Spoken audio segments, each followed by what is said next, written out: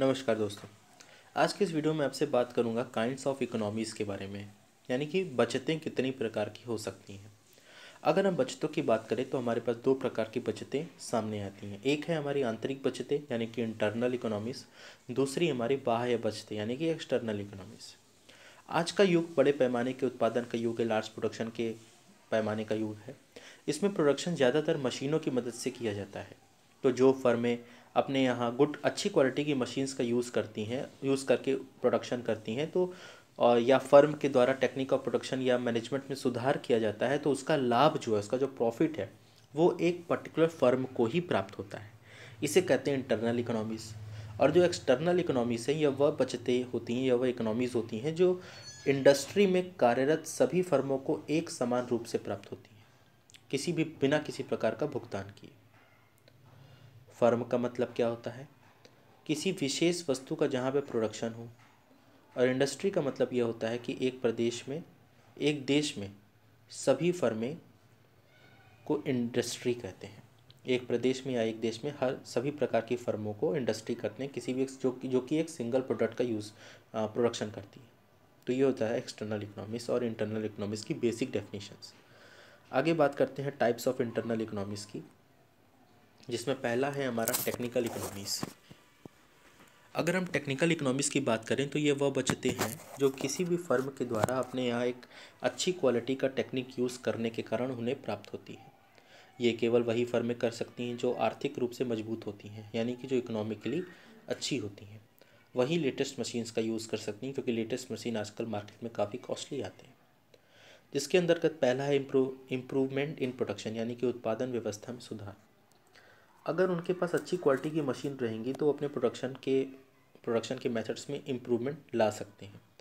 कैसे ला सकते हैं? क्योंकि उनके पास अच्छी नॉलेज रहेगी, इफ़ेक्टिव यूज़ ऑफ रिसोर्सेज वो कर पाएंगे, प्रोडक्शन बढ़ेगा, क्वालिटी बढ़ेगी, लेकिन कॉस्ट जो आएगी प्रोडक्शन की वो कम आएगी। तो इनसे उन्हें काफ़ी ज़्यादा बचतें प्राप्त होंगी। तो ये भी एक अच्छा मेथड बन जाता है हमें टेक्निकल इकोनॉमिक्स में इम्प्रूवमेंट इन प्रोडक्शन के थ्रू। सेकेंड है स्पेशलाइजेशन। ये एक ऐसी प्रक्रिया है जो लार्ज स्केल प्रोडक्शन में ही संभव है। बिकॉज इन लार्ज स्केल में वर्कर को इनके अनुभव, उनके रुचि के अनुसार कार्य को विभाजित किया जाता है, डिवाइड किया जाता है, जिससे वे अपने कामों को अच्छी तरीके से कर सकते हैं, बिना किसी प्रकार का वेस्टेज किए प्रोडक्शन कर सकते हैं, बिना किसी प्रकार का वेस्टेज किए प्रोडक्शन कर सकते हैं। तो प्रोडक्शन कॉस्ट कम आती है, जिससे कि हमारा प्रोडक्शन जो है वो ज़्यादा होता है, कॉस्ट कम आती है, तो फर्म को प्रॉफिट मिलता है। थर्ड है यूज़ ऑफ लिमिटेड रिसोर्सेज, यानी कि सह क्रियाओं का प्रयोग। इसका मतलब है लार्ज स्केल प्रोडक्शन में जो जो प्रोडक्ट्स का वेस्टेज होता है वो होने से बच जाता है। तो लार्ज इंडस्ट्रीज में जो किसानों की जो गुड क्वालिटी ऑफ रिसोर्सेज होती हैं, उन्हें गुड क्वालिटी ऑफ रिसोर्सेज दे के गुड क्वालिटी ऑफ फार्मिंग करवाती है। तो इंडस्ट्री जो होती है वो उनसे परचेज कर लेती है और उन्हें बचतें प्राप्त होती हैं। इसका बेसिक मतलब ये है कि जो लार्ज स्केल प्रोडक्शन में जो प्रोडक्शन का जो वेस्टेज होता है वो नहीं होता है, क्योंकि लार्ज स्केल जो इंडस्ट्री होती है वो किसानों को अच्छी तरीके से रिसोर्सेज देती हैं, अच्छी तरीके के इक्विपमेंट्स देती हैं, जिससे वो फार्मिंग करते हैं और उनके पास अच्छी बीज उपलब्ध होती है जो कि वो इंडस्ट्री को दे देते हैं। तो इंडस्ट्री उन अच्छी चीज़ों का यूज़ करके प्रोडक्शन करती, तो उनके पास यूज़ ऑफ लिमिटेड प्रोसेस का भी यूज़ हो जाता है। नेक्स्ट है मैनेजीरियल इकोनॉमिक्स। लार्ज फर्मों के द्वारा अपने यहाँ एक कुशल और पेशेवर मैनेजर्स को नियुक्त किया जाता है, अपॉइंट किया जाता है, जिनके कारण उन्हें इस प्रकार की बचतें प्राप्त होती हैं। हर डिपार्टमेंट के जो मैनेजर होते हैं वो अलग अलग होते हैं और अपने ही फील्ड में काफ़ी ज़्यादा स्पेशलाइज्ड होते हैं। तो फर्म जो रहती हैं वो कुशल मैनेजर को रख के जो प्रॉफिट कमाती हैं, जो लाभ कमाती हैं, वो कुछ फर्में ऐसा लाभ नहीं कमा पाती, क्योंकि उनके पास इतना मैनेजरियल इकोनॉमिस्ट को रखने का पैसा होता ही नहीं है, इकोनॉमिकली सुदृढ़ होते ही नहीं है। तो इस प्रकार की जो बचतें उन्हें प्राप्त होती हैं वो कहते हैं मैनेजरियल इकोनॉमिक्स। थर्ड है मार्केटिंग इकोनॉमिक्स। लार्ज स्केल के प्रोडक्शन का जो प्रॉफिट है वो बड़ी फर्मों के द्वारा अपने प्रोडक्ट को मार्केट में रिसर्च करा के कि कहाँ डिमांड है, किस मात्रा में डिमांड है, कहाँ पे बेचने से हमें ज़्यादा फ़ायदा होगा, इन कहाँ पे बेचने से हमारे सारे प्रोडक्ट्स जो हैं वो बिक जाएंगे, इन सब का वो रिसर्च कराती हैं जो लार्ज स्केल के प्रोडक्शन करती हैं, जो लार्ज स्केल की जो फर्म जिनके पास काफ़ी ज़्यादा पैसे रहते हैं। तो लार्ज फर्म जो है वो सीज़न में रॉ मटेरियल अधिक मात्रा में कर परचेज कर लेते हैं। तो सप्लायर उन्हीं को जो सप्लायर है जिनसे वो रॉ मटेरियल खरीद रहे हैं वो उन्हीं को बेचना भी पसंद करता है, जो एक ही बार में पूरा पूरा माल खरीद लें, पूरा पूरा रॉ मटेरियल खरीद लें, एक ही बार में पेमेंट कर दे, एक ही बार में सप्लायर का सारा सामान बिक जाए। तो एडवांटेज टू फर्म ये है कि उससे अच्छी क्वालिटी के रॉ मटेरियल एक ही बार में मिल जाता है और कुछ कम दाम भी कर देता है जो सप्लायर रहता है। तो प्रोडक्शन जो रहता है वो साल भर आसानी से किया जा सकता है। लेकिन जो छोटी फर्में होती हैं वो हमेशा थोड़े थोड़े मात्रा में सामान खरीदती हैं, उनके पास भंडारण गृह नहीं होता है, यानी कि स्टोरेज वेयर हाउसेस नहीं होते, उनको ऑफ सीज़न में रॉ मटेरियल नहीं मिल पाता, जिसके कारण उनकी कॉस्ट भी बढ़ जाती है, क्वालिटी भी कम हो जाती है, और प्रोडक्ट जो रहता है वो काफ़ी इन्फीरियर क्वालिटी का और ज़्यादा दाम का बिकता है, जिसके कारण उन्हें लॉस पे लॉस हुआ चला जाता है। नेक्स्ट है फाइनेंशियल इकोनॉमीज़। ये कहता है कि जो लार्ज स्केल की फर्में होती हैं उन्हें बैंक से, फाइनेंशियल इंस्टीट्यूशन से, पब्लिक से समय समय पर आसानी से कैपिटल मिलती रहती है, क्योंकि उनके पास अच्छी गुडविल रहती है मार्केट में। तो बैंक और फाइनेंशियल इंस्टीट्यूशन भी आसानी से पैसे दे देते हैं, आसानी से फंड दे सकते हैं, वो भी लॉन्ग पीरियड के लिए दे सकते हैं। लेकिन जो छोटी फर्में होती हैं उनके पास इतना गुडविल नहीं होता, इतना पहचान नहीं होती, तो वो नहीं प्राप्त कर पाते। तो इससे उनको, बड़ी फर्मों को फाइनेंशियल इकोनॉमिक्स की भी सुविधाएँ प्राप्त होती रहती हैं। फिफ्थ है रिस्क बियरिंग इकोनॉमीज़। ये कहता है कि जो छोटी फर्में होती हैं वो ज़्यादा से ज़्यादा एक या दो प्रोडक्ट का प्रोडक्शन करती हैं, और अगर उन उन दोनों प्रोडक्ट की अगर डिमांड कम हो जाए तो आसानी से उन्हें लॉस का सामना करना पड़ सकता है, और वे कभी कभार अपनी फर्मों को बंद करने की भी नौबत आ जाती है, उनकी फर्मों को बंद करने की भी नौबत आ जाती है। लेकिन जो बड़ी फर्में होती हैं वो काफ़ी वेरियस प्रकार के प्रोडक्ट्स का प्रोडक्शन करती हैं। तो अगर एक प्रोडक्ट भी उन्हें लॉस देगा या दो प्रोडक्ट लॉस देगा, तो आने जो अदर प्रोडक्ट्स का जो वो प्रोडक्शन कर रही है उनसे जो फ़ायदा रहेगा वो इन दोनों प्रोडक्ट के लॉसेस को भरपाई कर देता है। तो ओवरऑल उन्हें प्रॉफिट ही मिलता है, लॉस कभी उन्हें होता ही नहीं है। They could continue production in worst situations too, मतलब कि वो अपने सबसे ख़राब सिचुएशन में भी अच्छे तरीके से प्रोडक्शन करके पैसे कमा सकती हैं। सेकेंड है एक्सटर्नल इकोनॉमीज़, यानी कि बाह्य बचतें। इसमें पहला है इकोनॉमिक्स ऑफ कंसंट्रेशन। ये कहता है कि जब किसी स्थान विशेष पर एक ही प्रकार के अनेक फर्में अपने वस्तुओं का उत्पादन करने लगती हैं तो इस प्रकार की जगहों को कंसंट्रेशन कहा जाता है।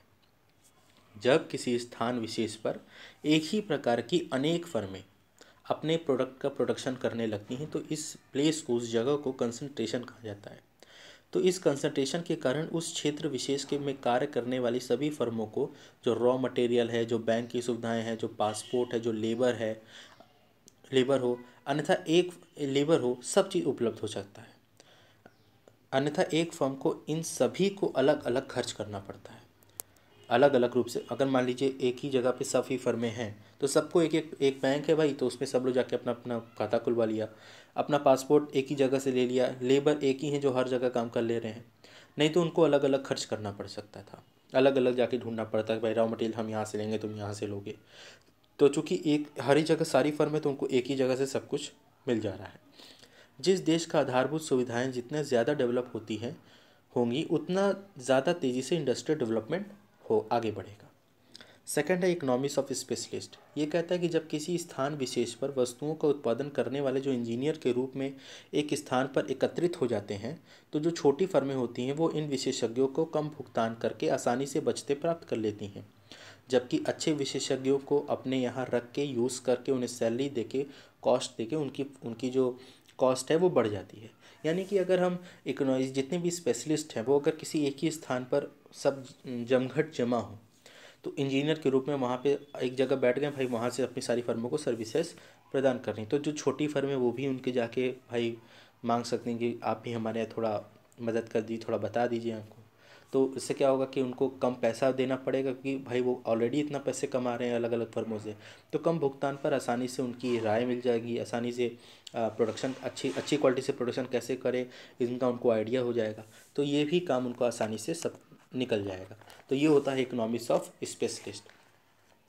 थर्ड आता है हमारा इकोनॉमिक्स ऑफ इंफॉर्मेशन। ये कहता है कि जब प्रोडक्शन एक स्थान पर विभिन्न फर्मों के यूज़ से हो रहा हो तो वहाँ के फर्म अपना पेपर, पत्रिकाएं में प्रकाशित करवाती हैं, अपना जो एडवर्टीज़मेंट है वो पत्रिकाओं में प्रकाशित कराती हैं। तो उसका लाभ वहाँ के छोटे फर्मों को मार्केट में नवीनतम स्थिति क्या है उसका उनको जानकारी मिल जाता है, क्योंकि जब वो प्रकाशित कराते हैं तो उनको डिटेल्स प्राप्त होते हैं कि भाई देखो मार्केट में ऐसा चल रहा है, तो जो छोटी फर्में हैं वो तो प्रकाशित नहीं कर सकती ना, तो वो उनका ही प्रकाशन पढ़ के ये समझ जाती हैं कि देखो मार्केट में किस प्रकार की सिचुएशन चल रही है और अपने हिसाब से कार्य करने लगते हैं। नेक्स्ट है हमारा डिसइकोनॉमीज ऑफ स्केल। इसका मतलब होता है बड़े पैमाने पर उत्पादन अगर होता है तो एक सीमा के बाद प्रोडक्शन करने में जो कॉस्ट रहती है वो काफ़ी ज़्यादा इंक्रीज़ होती है और प्रॉफिट डिक्रीज़ होता है, जिसके ड्यू टू विच जो प्रोड्यूसर होते हैं, प्रोड्यूसर को बचत के स्थान पर अबचतें प्राप्त होने लगती हैं, यानी कि डिसइकोनॉमीज प्राप्त होने लगती हैं, जिसके अंतर्गत पहला है मैनेजरियल डिफ़िकल्टीज़। लार्ज फर्में जो होती हैं वो कुशल मैनेजर को रख के लाभ कमाती हैं, लेकिन जो स्मॉल फर्में होती हैं वो कुशल मैनेजर्स को नहीं रख पाती, तो लाभ प्राप्त नहीं होता।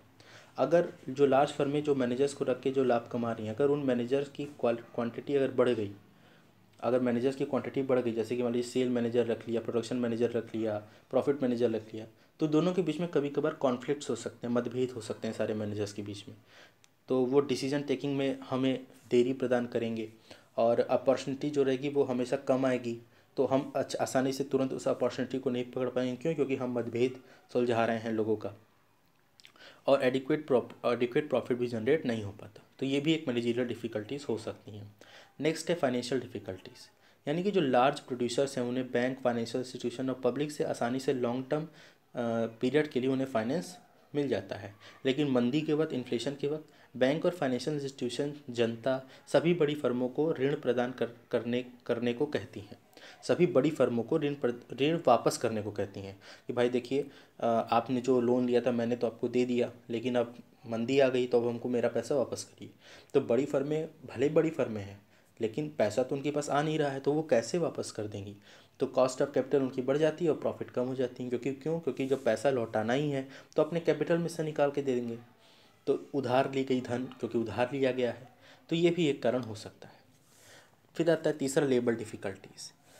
ये कहता है कि जब लार्ज स्केल प्रोडक्शन के लिए हमको एक स्किल्ड लेबर्स की आवश्यकता पड़ती है, लेकिन इंडिया में स्किल्ड लेबर्स हमें नहीं उपलब्ध होते हैं, कम हैं, तो जिस प्रकार से हमारी डिमांड है उस प्रकार से हमारा प्रोडक्शन नहीं हो सकता, तो वेस्टेज ज़्यादा मात्रा में होती हैं, तो ये भी एक डिसइकोनॉमीज ऑफ स्केल है। फोर्थ है डिफ़िकल्टीज इन मार्केटिंग।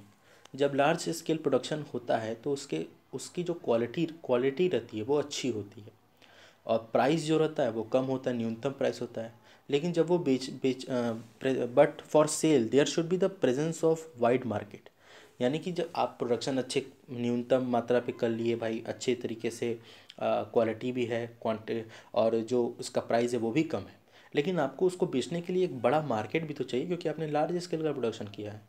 लेकिन अगर मार्केट मान लीजिए नैरो हो, इफ़ मार्केट इज़ नैरो, तो लार्ज स्केल का प्रोडक्शन जो रहेगा वो आपको नुकसान देगा। क्यों? क्योंकि लार्ज मार्केट नहीं है, आप ज़्यादा माल उस मार्केट में उतार नहीं सकते, और लेकिन आपने प्रोडक्शन तो कर लिया है, अब आप रखिए उसको वेयर हाउसेस में, गोडाउंस में, और वो ख़राब होने लगेगा, तो इस तरीके की भी दिक्कतें आती हैं। लास्ट है गवर्नमेंट कंट्रोल।